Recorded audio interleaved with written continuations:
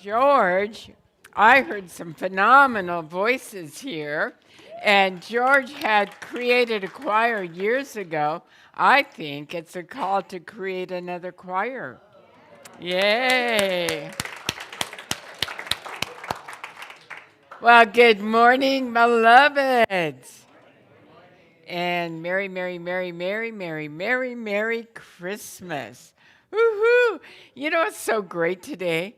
A lot of us have either been away out of town, enjoying our families, or had the wonderful experience of COVID over the last couple of weeks. And it's so good that we're all back, yes? Wow, what a fall season we've had. It's been high highs and then whoa on this roller coaster. But it's so good to be coming back into community again, yes? So, welcome, welcome, welcome.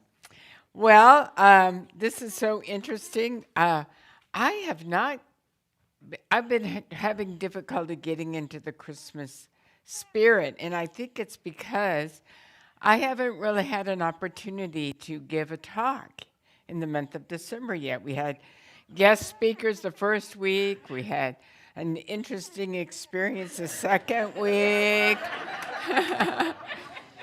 And then I'm not speaking next week on Christmas Day because we decided to, we being the core council decided to spend this Christmas with our own families, our families of origin perhaps, and not hold service. And I was really grateful because I'm going to go hear my daughter speak at her church.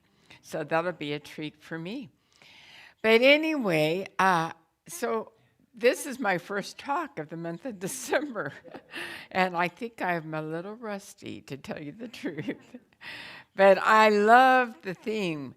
The theme of the month has been the divine spark. And you know, we're wrapping up our annual theme of knowing truth, knowing the principles, and then rising up. And then the last 3 months we were talking about going beyond. And so when I was thinking about this is my last talk of 2022, what does going beyond Christmas mean? And I was thinking that it really does mean going beyond just singing carols, and as lovely and as fun as that is, and going beyond giving gifts, as wonderful that is, or receiving gifts, and that's wonderful. But going beyond is taking the teachings of the symbolism of the Christmas story and living it throughout throughout our life. You know, in other words, being the gift of love, really. And so today we're going to talk a little bit about the light of love, because the light of love lights the path, lights the way. And I think that's really about what the true meaning of the Christmas story is. There is a wonderful writer, J.C. Cooper, and two writers, and Hans, I cannot ever pronounce his last name, Biedermann, and they said this whole idea of the light and the divine spark. They said light is the universal symbol of divinity and the spiritual manifestation of divinity, cosmic creation, life, truth, illumination, and gnosis, the direct knowledge.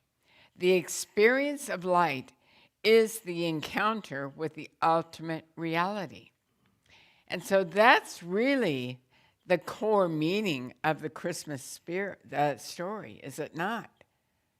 It was the wonderful symbolic metaphor of this divine illumination, of the coming into the awareness that at the very core of our being is the Christ light. And the Christ light is always the awareness that we're one in God. We are one of the divine expressions of God. There's not God and us. There's only the awakening to our divinity, our divine nature. If God is everywhere present, then God is right where we are. And so this Sunday, we're going to talk about this. Ernest Holmes sets the stage when he says this: because one man lived as though God were the invisible part of himself, we have Christmas. Because an individual so completely believed in the power of God within, we celebrate the divine incarnation. Had Jesus believed this merely as theory, his life never would have fired the imagination of mankind. It was because he demonstrated what he believed that we celebrate his birth, revere his memory, and set his life before us as a standard for all humanity. So we in Science of Mind believe that Jesus was the way shower, a master teacher, no different than any one of us in the divinity of his life. So we each are the becoming Christ. And so the Christmas story is a wonderful metaphor for the journey of awakening to that truth. And so we are always in our teaching called to interpret the different Bible stories metaphorically, to discern the real juicy meaning. And I love that. I love that because I love stories and visuals and symbolism. And I think great universal truths are held in them. So let's look at the symbology of the Christmas story. Since we just had a wonderful Christmas carol, and we're going to have some more afterwards. I love this time of year. We all get to sing full bore, like, what? Not ever worrying about if we're in tune or not. And for me, that's really important. So the real celebration is always an inner spirit of awakening. It's an inner experience. We're always awakening, and it's not a one-time deal. It is an evolution of awakening throughout our lifetime. And so the Christmas story is that symbolism that allows us to really catch a deeper meaning, a deeper truth, to be aware of our divinity. We're always birthing this. We're always birthing it. Meister Eckhart says, God is always, God begotten, I'm not a biblical scholar. God is forever begetting the only begotten. What it means is we're always coming into an awareness. We're always awakening. We're always coming deeper and deeper and deeper into a realization of our own divinity. And so every time we come around to December, we get to reenact the Christmas story in a very real way if we really interpret it symbolically for our lives. William Errol Cameron says, it all happens in consciousness. It is an inner process in which spiritual awareness is quickened in you.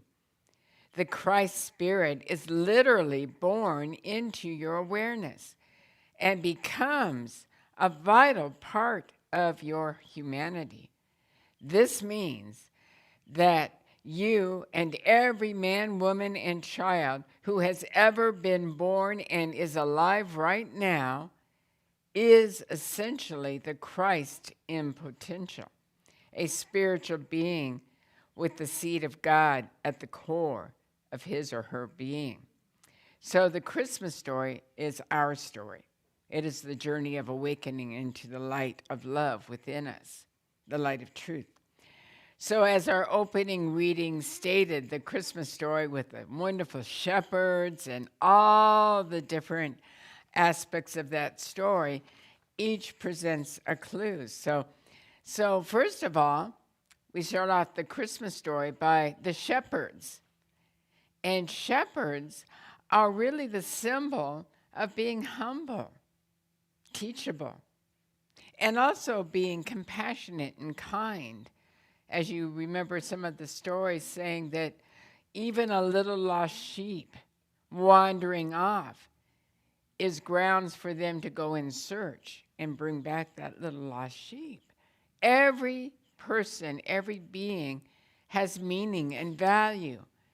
And to be living that way moment to moment is what we're called to do. Be humble enough to be that. That's a big job because the egoic self is so loud and so boisterous and so, in a certain way, gross, not gross disdainful, but gross being concrete and large and obvious, that it's hard to allow the humility, that still small voice of guidance and love and peace and all the attributes to shine. Because the big, loud mouth, egoic self wants to dominate our thoughts and our interactions. I could be the only one. But that's what I've experienced. It takes a lot of spiritual practice of stilling the mind, of being kind, being peaceful and listening. That's why in our teaching we put a lot of emphasis on daily meditation. Because if I don't meditate, I can't hear that still small voice. Because I have a lot of things that I like to think about and say and do, and I have to have the daily discipline so that I can allow that still small voice of guidance, the light of love, to guide me instead of living and leaning into that egoic willfulness that I can be known to have. So in the shepherds, you find a beautiful example because it's so descriptive of their compassion, of their humility. They're willing to follow. They're willing to seek. They're willing to be in discovery and journey far off. So it's an ongoing message for us. Are we willing to always be in the beginner's mind, to always be learning and awakening and being humble? And then the whole idea, and we started to talk about last week, the whole idea of the darkness and the illumination within the darkness. And darkness is good in a sense because it's that fertile womb of creation out of which everything is birthed. So the darkness represents the collective unconscious or the collective potential of all that can come forth. And then that divine spark is always seen more brilliantly in the darkness, right? I mean, if you're looking for a divine light when it's, 12 o'clock noon with the sun shining in the desert, you couldn't see divine sparks because it would be overwhelmed by all the brightness. So in the backdrop of the darkness, the divine, the divinity is more contrasted, and we can see it sharper and cleaner and more direct. And so looking for the star is done, of course, in the darkness of light. We're looking for the light. So we learn by contrast, and it allows us to have a deeper experience. And the star is a symbol of the light of love, the light of love, the light of wisdom, the light of truth. And I love what Ernest Holmes says about love. It's the givingness of spirit in terms of creation. So there's that urge within us that is always giving of itself and always loving, always being, always coming into being available for service or for help for all others. That's how we express love. I don't think we really can understand or experience love without that givingness aspect to it. We can really focus on, am I being loved by my spouse or my parents or my children or whatever? But I don't believe, we don't really capture the essence of love until we give of ourselves to make a difference in somebody's life. The act of giving really allows us to catch the value of ourselves and our relationship with the divine. I think we really come to know God through our giving.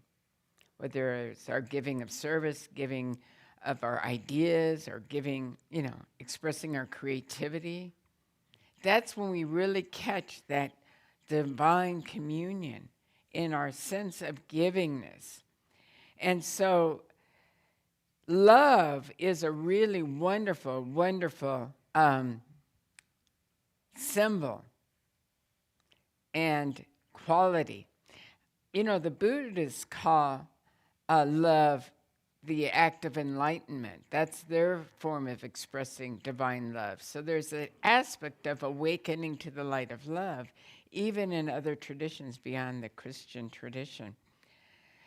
And I think the whole idea about finding the Christ, the divinity, and the symbolism of then being led to the stable.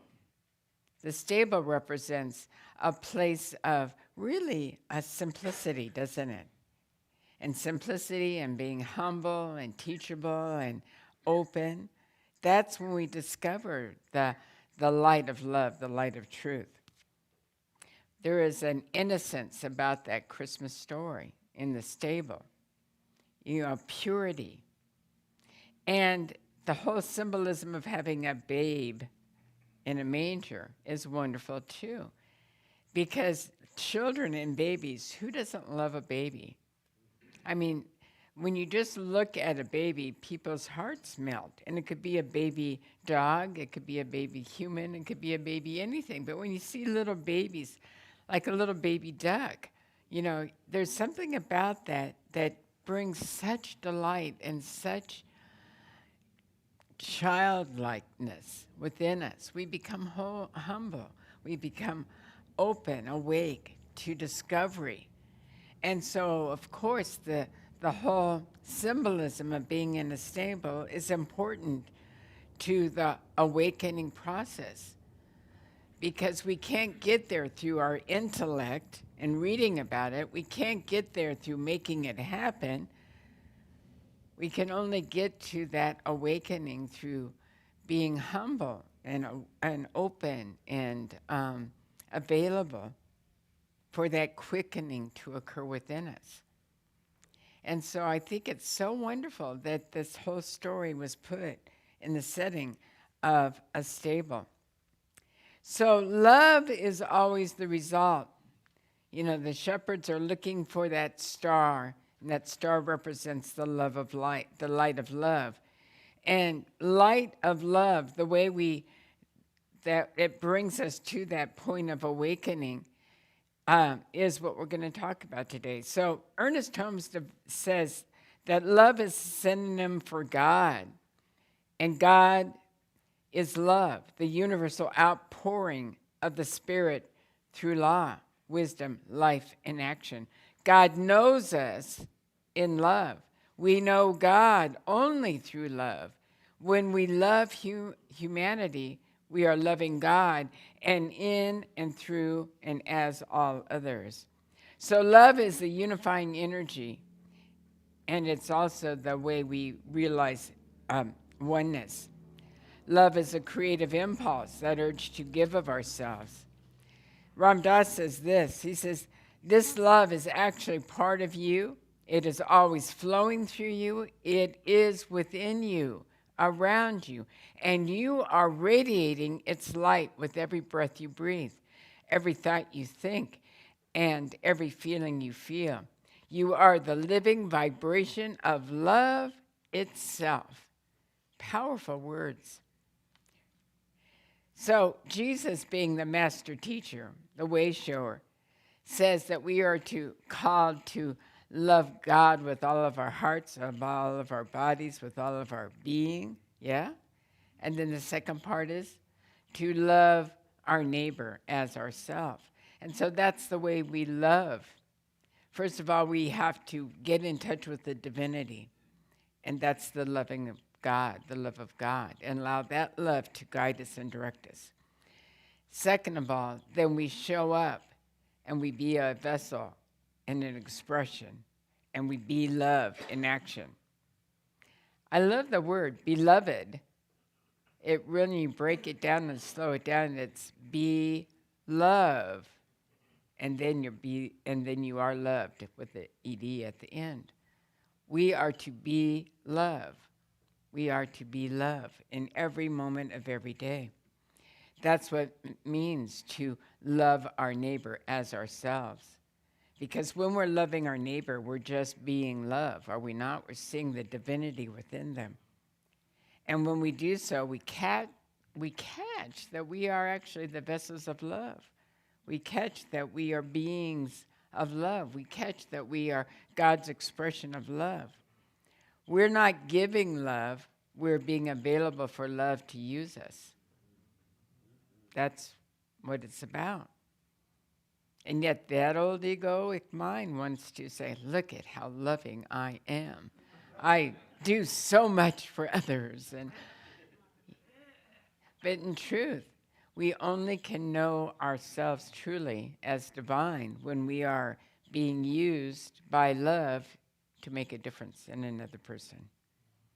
Whether that is just an encouraging word or doing some wonderful act of service. So, how we learn to love is to become childlike. You know, have you ever noticed a little toddler? I see some little ones when they were little babies. I've noticed that little toddlers always want to give you something, don't they? You know, whatever it is, if they have some piece of fuzz on the rug, they'll pick it up and try to hand it to you. You know, they just love to. That's the first thing my kids ever learned, was to give something. A lot of times they would want to feed me when I'd be feeding them. They would want to put it in my mouth. That act of giving forth, I think, is the first impulse of a baby. So love is the givingness, the expression of the givingness.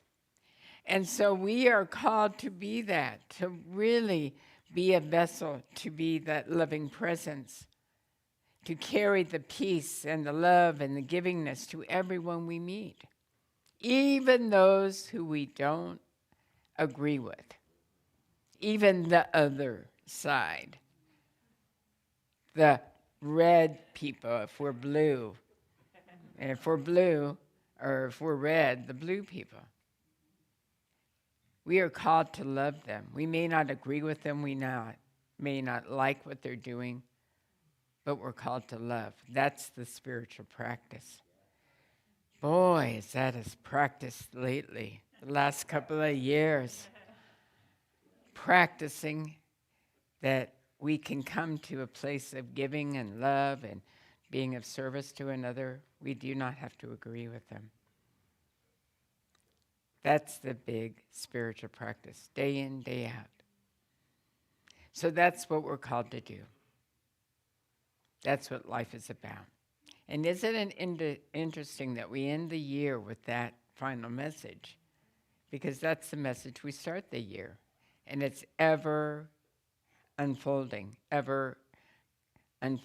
going on and on and on, because we are always learning to be love in a deeper, deeper, deeper, deeper way as we go out through our lifetimes. And it isn't interesting that you hear about people becoming childlike more and more so as we end our lives, having lived a long life. I looked at my mom, and she became so incredibly loving in the final years and in the final months and the final days of her life. She became very innocent and childlike and just being a vessel for love. So we come into this world experience with those attributes, fall into an amnesia for a lot of years, and then towards the end of our life, we wake up again and become very innocent, childlike, just here to love, here to be love.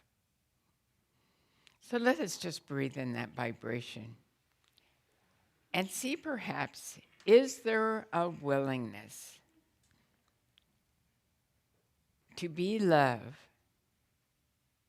moment to moment now, not wait till the end of our lives?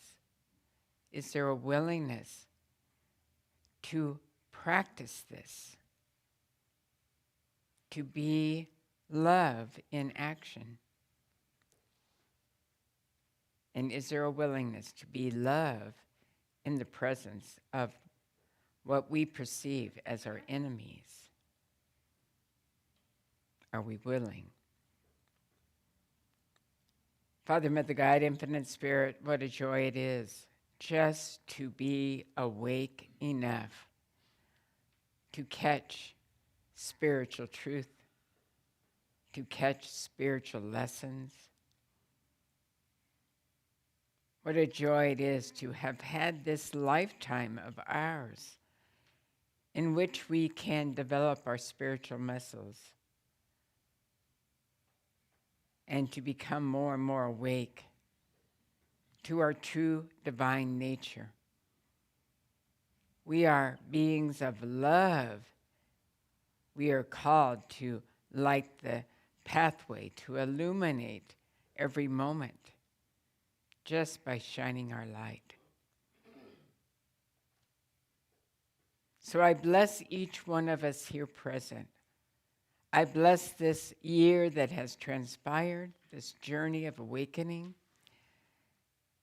I bless the new year that is about to commence, and know that every day and every minute of every day, we are becoming more and more and more awake, aware to the love that we truly are and to the love that everyone is. We celebrate this. We give thanks for this awareness, releasing this word. We let it be so now, and so it is.